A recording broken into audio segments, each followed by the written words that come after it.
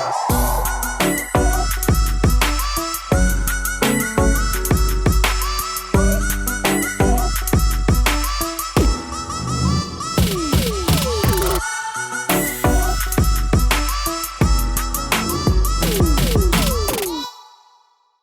Acidity या अम्ल के बारे में चर्चा करेंगे।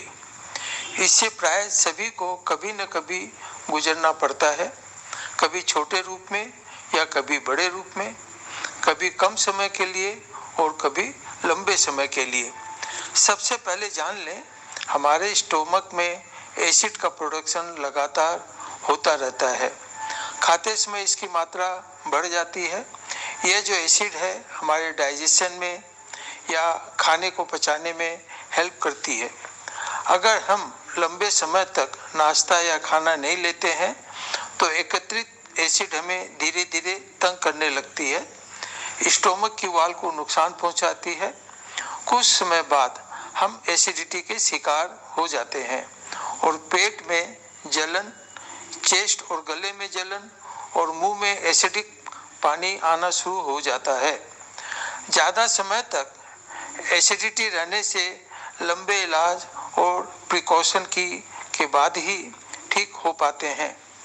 जितना जल्दी हैबिट में बदलाव करेंगे उतना ही जल्दी फायदा होगा। सबसे पहले हमें 4 बार खाने की आदत डालनी होगी।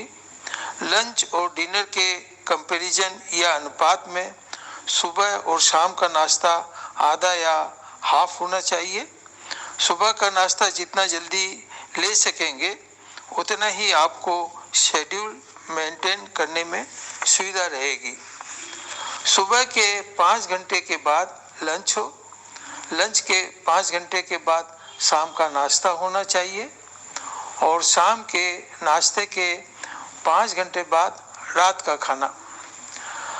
आपको शेड्यूल के हिसाब से आधा या 1 घंटा का फर्क रख सकते हैं। दूसरा बड़ा रोल आता है बीमारी को बढ़ाने में फ्राइड फूड या अनहेल्दी फूड खाने से, जैसे भुजिया, चनाचूर, कचौड़ी, पोटैटो चिप्स, समोसा, परोठा, पूड़ी, बिरयानी, ऑमलेट, फ्राइड की हुई सब्जियां आदि।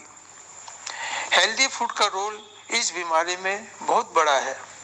चपाती और डबल ब्रेड पर हल्का बटर या घी लगा सकते हैं।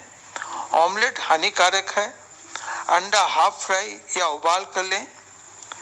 नाश्ता या खाने में सिर्फ लिक्विड का प्रयोग नहीं करें क्योंकि ये स्टोमक से शीघ्र ही आगे चला जाएगा और एसिड को नुकसान पहुंचाने का ओपन फील्ड मिल जाएगा। ग्लूकोज का पानी, इलेक्ट्रोल पाउडर, नमक, नींबू का पानी एंड फ्रूट जूस का यूज न करें। ग्लूकोज और फ्रूट्स ऐसे ही खा सकते हैं। जब भी हम ब्रेकफास्ट या मील लेते हैं तो स्टोमक को खाली होने में 2.5 से 3 घंटे लग जाते हैं और कुछ समय के बाद नेक्स्ट फूड का टाइम हो जाता है। ऐसे में एसिड एकत्रित होकर इतने थोड़े समय में नुकसान नहीं पहुंचा पाती है। अननेसेसरी चिंता करने से भी एसिडिटी बढ़ जाती है, इससे बचें। कुछ लोग हैं जो पेन किलर्स का उपयोग हेडेक, बॉडी एक या जॉइंट पेन के लिए फ्रीक्वेंटली करते रहते हैं, जो नुकसानदायक है। पेन किलर्स का उपयोग इमरजेंसी में ही करें। हो सके तो मील्स के बाद ही 1 गिलास पानी के साथ लें।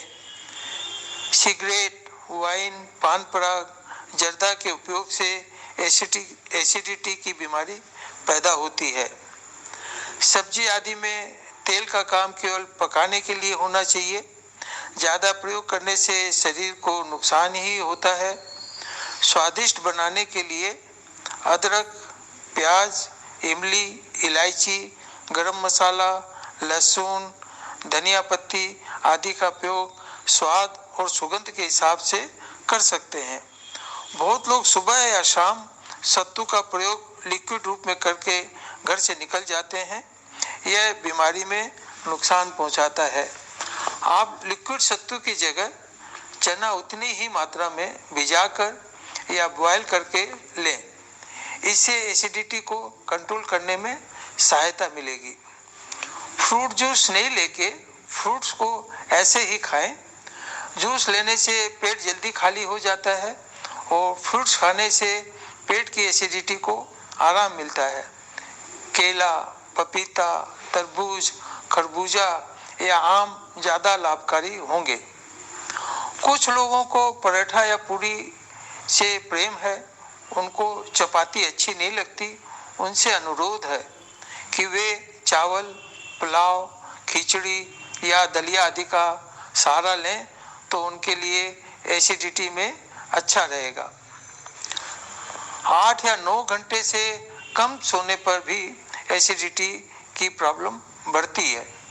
इस बात को हमेशा ध्यान में रखें।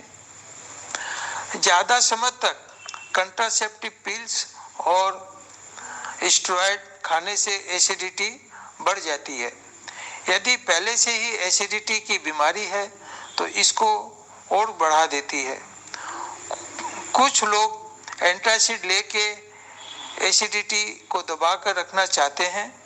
यह नहीं जानते हैं कि एसिडिटी अंदर ही अंदर बढ़ती ही रहती है।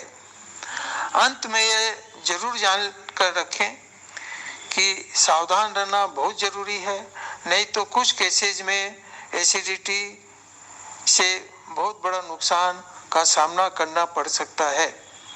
Best of luck.